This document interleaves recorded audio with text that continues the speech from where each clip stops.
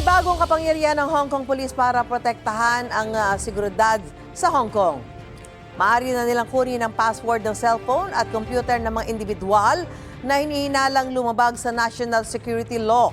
Ayon sa Hong Kong government, ang sinumang hindi sumunod ay maaari makulong ng hanggang 1 taon at pagmumultahin ng hanggang 100,000 Hong Kong dollars o mahigit 700,000 pesos.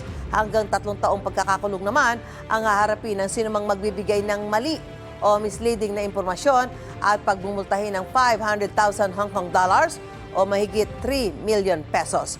Umani yan ng kritisismo mula sa Western governments at rights group.